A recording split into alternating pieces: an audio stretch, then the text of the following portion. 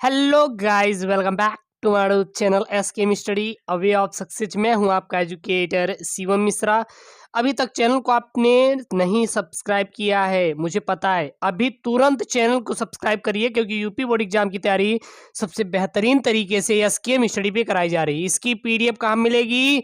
जाइए Telegram channel को join कीजिए, वहां मिल जाएगी। आप एसकेएम स्टडी classes.com सर्च कीजिए, वहां पे मिल जाएगी। क्लास 10th पे जाके वहां पे इसको डाउनलोड कर सकते हैं। कहीं से भी कोई भी प्रॉब्लम क्रिएट हो तो बिल्कुल आप कमेंट कीजिए, नीचे कमेंट बॉक्स है, कमेंट कीजिए। फुल सोल्यूशन आपको मिलने वाला है एसकेएम स्टडी यूट्यूब चैनल पे। साथ ही साथ एसकेएम स्टडी classes.com वेबसाइट पर एसकेएम स्टडी classes.com एक बार दिमाग में याद करिए, एसकेएम स्टडी classes.com सर्च करना है गूगल पे। चलिए हम पढ़ाना शुरू करते हैं। नहीं तो कहेंगे सर आप बहुत हमारा टाइम बेकार कर रहे हैं, अब तो बोर्ड एग्जाम का डेट भी आ चुका है और मैंने पढ़ाई नहीं किया है, और आप टाइम अब बर्बाद मत कीजिए, ठीक है। तो यहाँ पे है अब की बार 95 पार टारगेट बनाइए 95 लाने का। किसमें? कक्षा 10 विज्ञान में, ठीक है। 3 घंटे 15 मिनट का आपका समय होगा। कक्षा 10वीं विज्ञान का पेपर 70 अंक का आपका क्या रहने वाला है? पूर्णांक रहने वाला है। प्रारंभ के जो 15 मिनट में मिलेंगे वो बच्चों को प्रश्न पत्र पढ़ने के लिए निर्धारित किए जाते हैं। जो प्रारंभ का आपको 15 मिनट रहेगा वो आपको प्रश्न पत्र पढ़ने के लिए, जो आपका पेपर रहेगा उसको आप पढ़िए और अच्छे से उत्तर दीजिए। इसीलिए आपको 15 मिनट का ये समय दिया जा रहा है, ठीक है।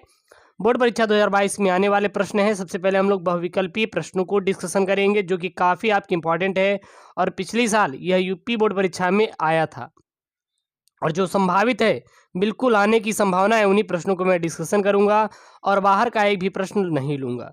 सबसे पहले हम लोग बहुविकल्पी प्रश्न करेंगे। प्रश्न क्या है? ए बी सी तथा डी विलयनों के पीएच मान क्रमशः 11 और 9.5 और 3.5 तथा 6.5 है। इनमें सर्वाधिक क्षारीय है। इनमें क्या है? सर्वाधिक क्षारीय है। अगर इस प्रश्न को आपको करना है तो सबसे पहले आपको क्या समझना होगा? आपको समझना होगा कि अम्लीय और क्षारीय। देखिएगा, एक होता है, यहां से बहुत तगड़ा प्रश्न बनेगा, अम्लीय। दूसरा क्या होता है? क्षारीय। याद रखना। अगर ये शून्य है, अगर ये 7 है, तो 7 क्या है? उदासीन है। 7 क्या है? उदासीन। 7 से कम हुआ तो अम्लीय होगा, 7 से अधिक हुआ तो क्षारीय होगा। क्या होगा आपका? क्षारीय होगा, ठीक है ना। ये क्षारीय है, ये अम्लीय है। याद रखना, जब 7 से कम अम्लीय, 7 से अधिक क्षारीय होगा। अगर 7 से अधिक गया तो क्षारीय, 7 से कम आया तो अम्लीय। अब यहाँ पे देखिए कौन सा 7 से अधिक है। तो यहाँ पे जो ए है 11 है, बी क्या है? 9.5 है, डी क्या है? 3.5 है, तथा 6.5 क्या है आपका? डी है। तो यहाँ पे ए की जो वैल्यू है सबसे अधिक है। कितनी? 11 है।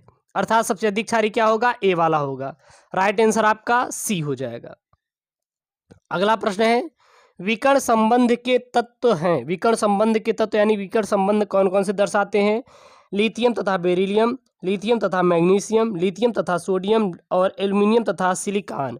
यानी कि विकर्ण संबंध दर्शाते हैं। विकर्ण संबंध दर्शाने वाले तत्व कौन कौन से हैं? तो वो है आपका लिथियम मैग्नीशियम। जो लिथियम मैग्नीशियम है यह विकर्ण संबंध दर्शाते हैं। यानी कि विकर्ण संबंध दर्शाने वाले जो तत्व हैं लिथियम और मैग्नीशियम, यानी कि Mg वाले हैं, ठीक है। अगला प्रश्न यहाँ पे, मुकुलन विधि द्वारा अलैंगिक जनन होता है। किसमें मुकुलन विधि द्वारा अलैंगिक जनन होता है? अमीबा में, स्पाइरोगाइरा में, इस्ट में, या फिर मॉस में। तो मुकुलन विधि द्वारा अलैंगिक जनन जो होता है वह होता है आपका इस्ट में। इस्ट में क्या होता है? मुकुलन विधि द्वारा अलैंगिक जनन होता है। अगला यहाँ पे प्रश्न है, समतल दर्पण के सामने एक वस्तु दर्पण से 10 मीटर की दूरी पर रखी गई है। 10 सेंटीमीटर है, सॉरी यहाँ पे क्या रहेगा? सेंटीमीटर की दूरी पर रखी गई है। तो दर्पण से प्रतिबिंब की दूरी क्या होगी? तो दर्पण से प्रतिबिंब की दूरी क्या होगी? 5 सेंटीमीटर, 10 सेंटीमीटर, 20 सेंटीमीटर, या फिर 0 सेंटीमीटर। तो एक बात याद रखना, समतल दर्पण के सामने जितनी दूरी पर वस्तु रखी जाती है, दर्पण के पीछे भी उसका प्रतिबिंब उतनी ही दूरी पर प्राप्त होगा, यानी कि 10 सेंटीमीटर।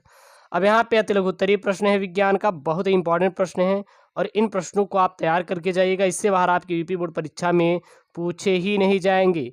इसीलिए बार बार आपको समझाया जा रहा है कि जो यहाँ पे मैं प्रश्न बता रहा हूँ, इन्हीं प्रश्नों को आपको बार बार रिवाइज करके पढ़ के जाना है।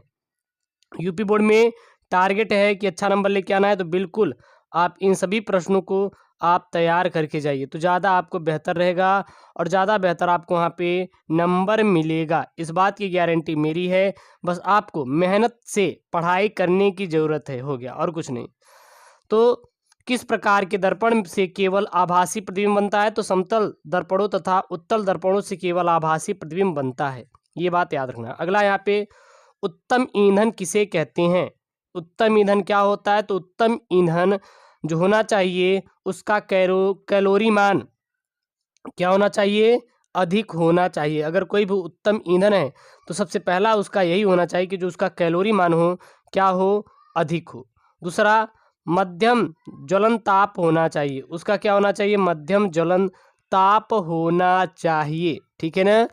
मध्यम ज्वलन ताप होना चाहिए। अगला है, जलने पर अत्यधिक धुआं उत्पन्न ना करे, और जलने पर अत्यधिक धुआं उत्पन्न बिल्कुल भी नहीं करना चाहिए। तो ये उत्तम ईंधन के क्या है? खास बात है। अगला यहाँ पे, अभिकारक व उत्पाद क्या होते हैं? अभिकारक व उत्पाद क्या होते हैं? तो ऐसे पदार्थ जो रासायनिक अभिक्रियाओं में भाग लेते हैं अभिकारक कहलाते हैं। ऐसे पदार्थ जो रासायनिक अभिक्रियाओं में क्या लेते हैं? भाग लेते हैं, पार्टिसिपेट करते हैं, उसे हम लोग क्या कहते हैं? अभिकारक कहते हैं। और ऐसे पदार्थ जो रासायनिक अभिक्रिया के फलस्वरूप प्राप्त होते हैं उसे हम लोग उत्पाद कहते हैं। क्या कहते हैं? उत्पाद। जो प्राप्त होंगे उसे उत्पाद कहते हैं, और जो पार्टिसिपेट करेंगे उसे अभिकारक कहा जाता है। अब यहाँ पे प्यारे बच्चों लघु उत्तरीय प्रश्न है, जो कि काफ़ी इंपॉर्टेंट लघु उत्तरीय प्रश्न है। इन प्रश्नों को आपको तैयार कर लेना है। प्रश्न क्या है? रासायनिक साम्य किसे कहते हैं? सिद्ध कीजिए कि इसकी प्रकृति गतिज होती है। रासायनिक साम्य से आप क्या समझते हैं? और आपको ये प्रूव करना है कि इसकी प्रकृति क्या होती है? गतिज होती है, ठीक है ना? इसको आपको क्या करना है? समझाना है।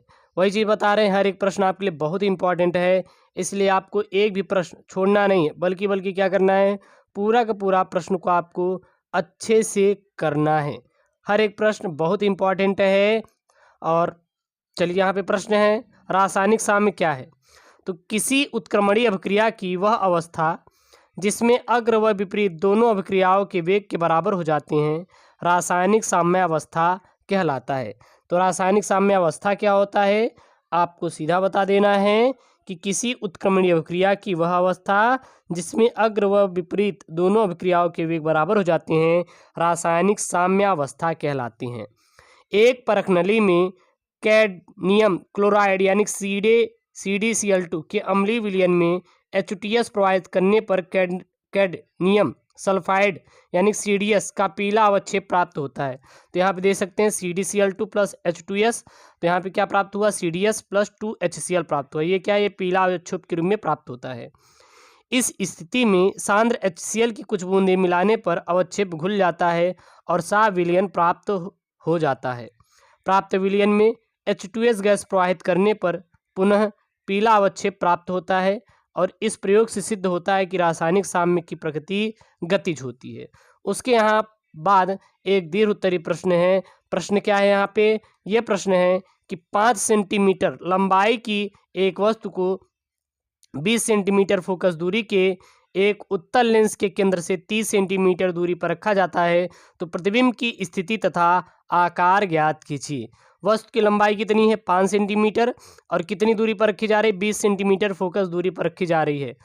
एक उत्तल लेंस के केंद्र से 30 सेंटीमीटर की दूरी पर रखा जाता है, तो प्रतिबिंब की स्थिति और आकार आपको बताना है। तो F कितना दिया है? 20 सेंटीमीटर। वस्तु की लंबाई कितनी दी है? 5 सेंटीमीटर। U कितना दिया? -30। -30 क्यों लग गया? क्योंकि यहाँ पे आपका लेंस है, ठीक ना? कौन सा लेंस है? उत्तल लेंस है। I निकालना है और V यहाँ पे निकालना है। तो सबसे पहले हम लोग V निकाल लेते हैं। एक फार्मूला होता है फोकस निकालने के लिए, 1/f बराबर 1/v माइनस 1/u। U का मान 30, F का मान 20 मैंने रख दिया। इसको इधर पक्षांतर कर लिया तो इधर आया तो 1/20 माइनस 1/30 हो गया, और जब इसका एलसीएम लिया तो टोटल 60 हो गया। तो V बराबर क्या आ गया? 60 सेंटीमीटर। तो प्रतिबिंब लेंस की दूरी दूसरी ओर 60 सेंटीमीटर की दूरी पर बनेगा। अब I/O बराबर V/U से निकाल लेंगे। V/U का मान मिल ही गया है हमें, I का मान दिया था, O का मान निकालना है, तो रखेंगे तो यहाँ पे हमारा आई बराबर मिल जाएगा 10 सेंटीमीटर। क्या मिल जाएगा? 10 सेंटीमीटर मिल जाएगा। ठीक है, और यही क्या है आपका आंसर है। ये क्या है, ओ का मान 5 आपको दिया था तो 5 रख देंगे बस। और ये आपके कक्षा 10वीं विज्ञान का पेपर है। इस पेपर को जरूर से जरूर तैयार कर लें। ओके दोस्तों, थैंक यू, जय हिंद।